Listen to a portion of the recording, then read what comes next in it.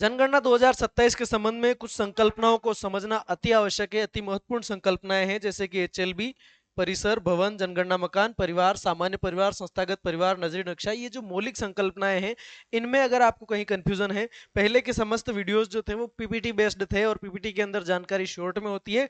Detail में आज के इस वीडियो में समझेंगे। चैनल पर नए हैं तो सब्सक्राइब करिए, बेल आइकन को प्रेस करिए।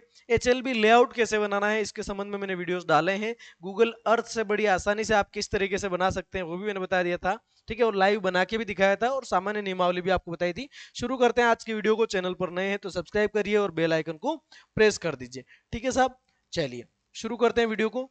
इसके अंदर अपन कौन कौन से कॉन्सेप्ट समझने वाले साथियों? एचएलबी, परिसर, भवन, जनगणना मकान, परिवार, सामान्य परिवार, संस्थागत परिवार और नजरी नक्शा। इन सभी जानकारियों को डिटेल में समझेंगे। ठीक है, शुरू करते हैं आज की वीडियो को। सबसे पहले एचएलबी क्या होगा साथियों?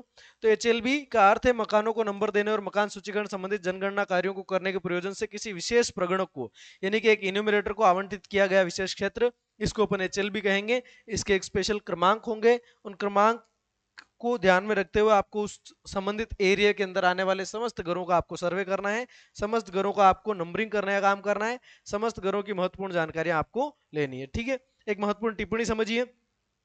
फील्ड में पहला कार्य, एक प्रगणक का जो पहला कार्य है वो आपको आवंटित किए गए एचएलबी की पहचान करना है। पहचान का मतलब उसकी बाउंड्रीज डिसाइड करनी है आपको कि कौन कौन सा घर आपके अंदर ही आएगा। ऐसा करते समय आपको उस क्षेत्र में आने वाले किसी भी संरचना भवन को छोड़ना नहीं है जो कि आपको आवंटित किया गया है। यदि किसी एचएलबी अथवा ब्लॉक के हिस्से में मकानों का पैटर्न इस प्रकार का है कि भवन बेतरतीब ढंग से बने हैं अथवा मुख्यतः एससी एसटी आबादी के कच्चे कब्जे वाले, जनजातीय, ठांडा, हरिजन वाड़ा अथवा पूर्वा जैसे समूहों में स्थित हैं, अथवा मैदानों, गांव, एचएलबी, रेलवे लाइन अथवा किसी नहर, नदी, नाले के किनारे ऐसे एकाकी स्थानों में स्थित हैं, और यदि ऐसे क्षेत्र आपको आवंटित ब्लॉक में आ रहे हैं तो इन्हें आपके नजरी नक्शे में शामिल किया जाना चाहिए। यदि आपको अपने एचएलबी की पहचान करने में कोई कठिनाई होती है तो आप निसंकोच रूप से अपने पर्यवेक्षक अथवा परिवारी अधिकारी से संपर्क कर सकते हैं। आपको किसी प्रकार की कोई समस्या आती है जिसका समाधान नहीं मिलता है तो आप अपने सुपरवाइजर से जरूर संपर्क करें। आपको कुछ परिवारों को खेतों में बने मकानों में भी रहता हुआ पा सकते हैं जो कि मुख्य बस्ती से दूर हो लेकिन एचएलबी की सीमा के भीतर हो। आपके द्वारा इन एकाकी भवनों परिसरों को भी शामिल करना अपेक्षित है। तथापि हो सकता है कि ऐसे परिवारों में से कुछ का मुख्य बस्ती से दूसरा आवास हो। ऐसे मामले में आपको केवल एक स्थान पर परिवार की गणना करनी है। एक व्यक्ति जो है मुख्य बस्ती में रहता है और उसने खेत पर भी एक ढांचा बना रखा है। अब आपको यह देखना है कि वो ज्यादातर समय कहाँ रहता है। अगर यहाँ रहता है तो इसी को नंबरिंग करनी है और यहाँ रहता है तो इसी को करनी है, अगर एक ही व्यक्ति दो जगह रह रहा है तो। ठीक है, चलिए अधिकांश समय जहाँ पे परिसर का अर्थ क्या है साथियों, अच्छे से समझिएगा। ठीक है, परिसर का अर्थ भूमि सहित भवन और अथवा अपार्टमेंट्स, फ्लैट्स, बहुमंजिले भवनों के सामने इनसे जुड़ा हुआ साझा स्थान है ना। एक व्यक्ति का इस तरीके से मकान बना रखा है मान लीजिए, ठीक है, और इसका यहाँ तक दायरा बना रखा है तो इस पूरे को अपन परिसर कहेंगे। इस पूरे को अपन जो है कैंपस यानी कि प्रीमाइसेस कहेंगे, प्रीमाइसेस कहेंगे, है ना। यह आवश्यक नहीं कि भवनों में हमेशा दीवार या घेराबंदी हो। ऐसे मामलों में परिवार को उपलब्ध भूमि या साझे स्थान को परिसर माना जाएगा। यहाँ पर एक मकान बना हुआ है, इसके सामने जो जमीन पड़ी हुई है चाहे इस पर बाउंड्री है अथवा नहीं, इन दैट केस इसको अपन परिसर समझेंगे। ठीक है साहब, चलिए भवन क्या है, भवन को समझ लीजिए। भवन के अंदर समझिए, आमतौर पर एक पूरी इमारत को भवन कहते हैं, एक पूरी बिल्डिंग को भवन कहते हैं। सामान्यतः किसी संरचना में चार दीवारें और छत होगी। भवन की सामान्य जानकारी क्या है साथियों? चार दीवारें और छत, इसको अपन बिल्डिंग मानेंगे। ठीक है, कभी कभी इमारतों में एक से अधिक संगठक इकाइयां होती है जिन्हें निवास, दुकान, व्यापार, कार्यालय, कारखाना, वर्कशॉप, वर्कशेड, स्कूल, मनोरंजन स्थल, पूजा स्थल, गोदाम, स्टोर आदि के रूप में उपयोग लाया जाता है या उनके उपयोग में लाए जाने की संभावना रहती है। यह भी संभव है कि किसी ऐसी इमारत या उसके संगठन इकाई जो एक से अधिक उपयोग में लाया जाता हो, उदाहरण के लिए आवास सह दुकान दोनों उपयोग, आवास सह वर्कशॉप, आवास सह कार्यालय, आवास सह डॉक्टर का क्लिनिक आदि। तो ऐसी स्थिति में भी इस पूरे को अपन क्या मानेंगे साथियों? भवन मानेंगे। इस पूरे को अपन भवन मानेंगे। जनगणना मकान के बारे में समझ लीजिए। अब सेंसस हाउस क्या है साथियों?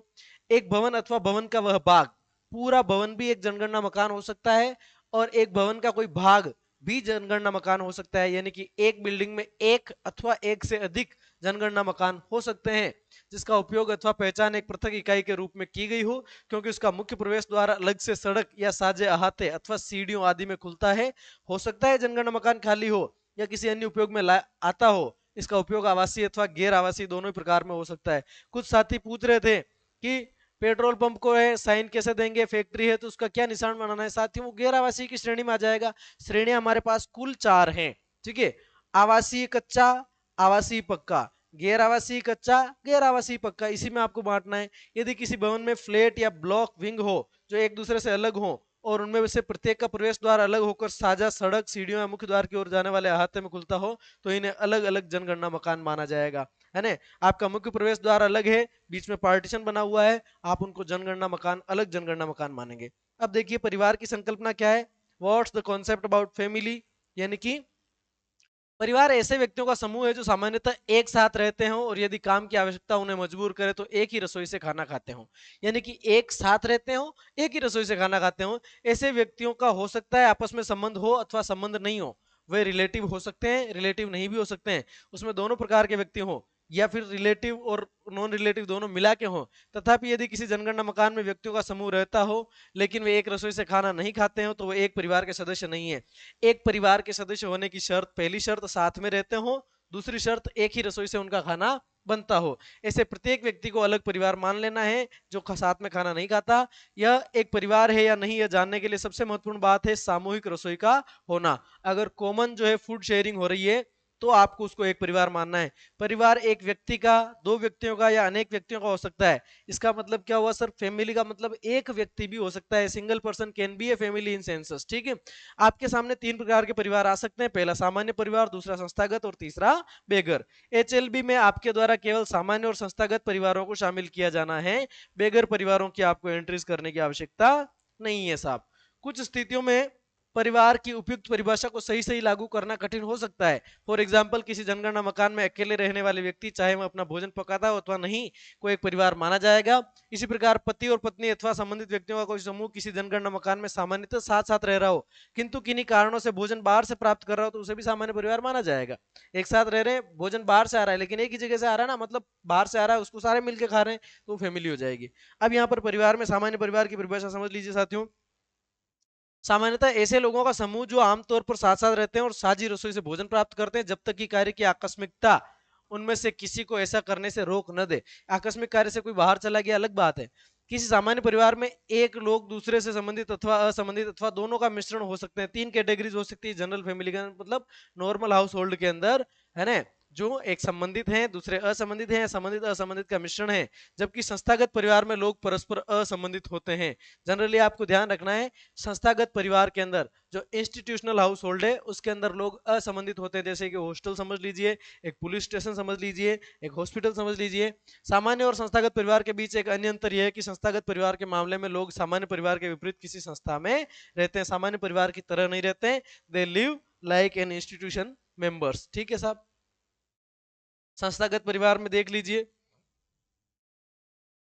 संस्थागत परिवार को देख लीजिए, किसी संस्थान में रहकर रह रहे ऐसे व्यक्तियों के समूह जिनका आपस में कोई संबंध न हो और जो एक ही रसोई से खाना खाते हो उन्हें संस्थागत परिवार माना जाएगा। संस्थागत परिवार के एग्जाम्पल में आप क्या समझ सकते हैं साथियों, बोर्डिंग हाउस समझ सकते हैं, मेस, हॉस्टल, होटल, उद्धार गृह, प्रेक्षण गृह, भिक्षु गृह, जेल, आश्रम, वृद्धाश्रम, बाल गृह, अनाथाश्रम, ये सारी चीजें हो सकती है। यदि किसी भवन जिसमें संस्थागत परिवार रहता हो तथा उसके वार्डन और चपरासी के परिवार अलग अलग जनगणना मकान में रहते हो और अपना खाना अलग पकाते हो तो ऐसे प्रत्येक परिवार को अलग परिवार और उनके द्वारा धारित प्रत्येक मकान को एक अलग जनगणना मकान माना जाएगा। और ऐसी कंडीशन में, यानी कि एक हॉस्टल है जिसके अंदर बहुत सारे बच्चे रहते हैं, एक वार्डन सर है जिनका कॉटेज अलग है, एक चपरासी है जिसका जो रहने का अलग है, इनका भोजन अलग जगह से आता है, इनका अलग जगह से इनका एक साथ बनता है। ऐसी स्थिति में 3 जनगणना मकान और 3 परिवार अर्थात एक संस्थागत परिवार और 2 सामान्य परिवार रहेंगे, 2 सामान्य परिवार रहेंगे, ठीक है। आप कुछ साथी मुझे केस स्टडीज के लिए कह रहे थे तो मैं केस स्टडीज भी आपके सामने लेकर के आऊंगा।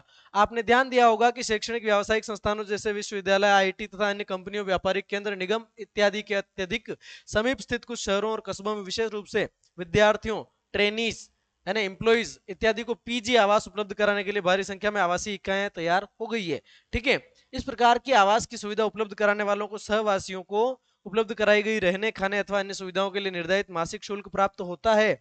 यदि पीजी आवास की ऐसी किसी इकाई में परस्पर असंबंधित लोगों का समूह रहता हुआ तथा साझे किचन का प्रयोग करता हुआ पाया जाता है तो इसे संस्थागत परिवार मानेंगे पीजी के कंडीशन में, ठीक है, बशर्ते ऐसा पेइंग गेस्ट आवास पंजीकृत हो। अगर वो रजिस्टर्ड है तो। बंद कर दे एक बार।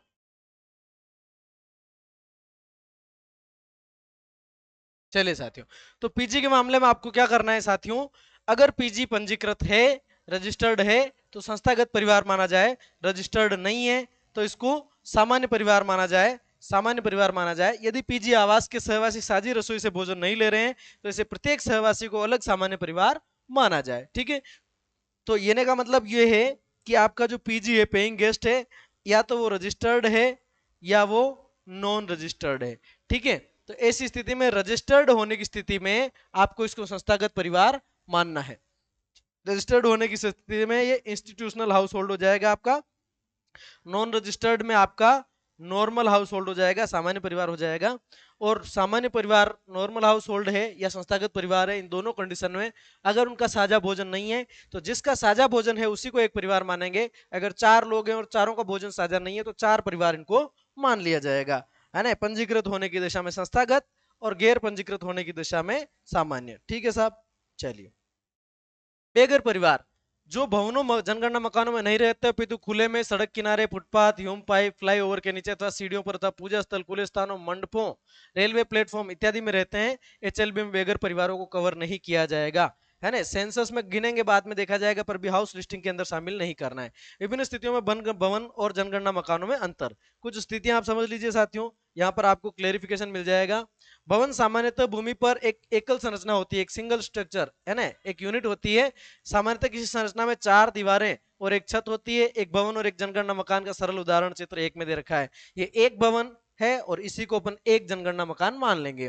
कुछ क्षेत्रों में मकान का स्वरूप इस प्रकार का होता है कि उनमें कोई दीवार नहीं होती। उदाहरण के लिए कोनिकल छत वाले भवन जिनकी छत लगभग जमीन को छूती है और उनमें प्रवेश द्वार भी होता है, 4 दीवारें नहीं होंगी। इस प्रकार की संरचनाओं को स्थिति के अनुसार भवन और जनगणना मकान माना जाना चाहिए। उदाहरण आप देख सकते हैं, ये शंक्वाकार मकान है, एक बिल्डिंग है, एक सेंसस हाउस है। ठीक है साथियों, चलिए।